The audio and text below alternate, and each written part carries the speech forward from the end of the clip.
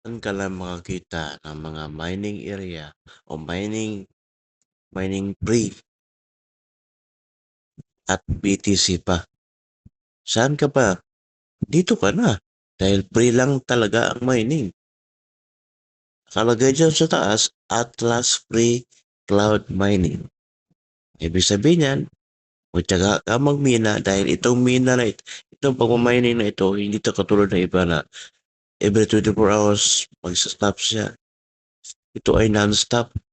Non-stop hanggang mayroon kang wifi, tumatakbo yan. Ha? Non-stop.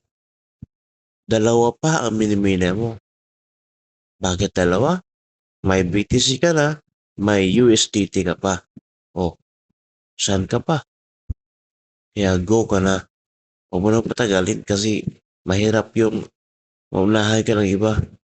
Dito, walang problema ito maunahan ka. Basta, ang sayo lang, makapag-start ka na, ngayon na.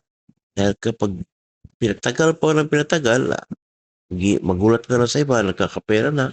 Dahil dito, paano nga ba hanapin ang USDT?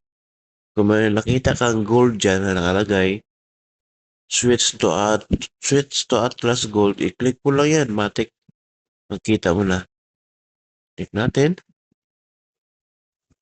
Tingnan nyo. Tingnan nyo yan, di ba? Ang lakas ng mining ano niya, no? Mining power niya, no? Lakas, oh. Kasi naka 150 GH ako. Tingnan nyo sa hash power ko 150 GH. Malaki na yan. Pero mas malaki pa yan kung magpa-link ka dyan. Lagay ako ng link dyan. Saan ka pa? Kaya kung wala ka pa dyan, nalagay ko dyan. USDT, di ba? Like I said, it's free mining. Punta tayo sa BTC. Yan o. Di ba? Minimum dito, mag-invite ka is 500 people. 500 people. And then, pag na may balance ka na dyan, pagpalagay natin meron kang 0.1 BTC. O wala na, malaki na yan. Kaya go ka na. Kung gusto mo lang. Kung ayaw mo, wala akong problema dyan. Sila na sa'yo lang naman yan eh, di ba? Problema mo talaga. Kung gusto mo, andyan lang ang link.